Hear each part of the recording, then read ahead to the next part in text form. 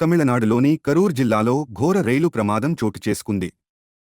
పట్టాల వద్ద వెళ్తున్న ప్రైవేట్ కాలేజీ బస్సును గూడ్స్ రైలు ఢీకొట్టింది. ఈ ప్రమాదంలో బస్సులో ప్రయాణిస్తున్న విద్యార్థుల్లో 20 మందికి పైగా గాయపడ్డారు. గాయపడిన వారిలో 6గురి పరిస్థితి విషమంగా ఉన్నట్లు అధికారులు తెలిపారు. ప్రమాదం జరిగిన వెంటనే స్థానికులు, అధికారులు ఘటనాస్థలికి చేరుకుని గాయపడిన విద్యార్థులను ఆసుపత్రికి తరలించారు.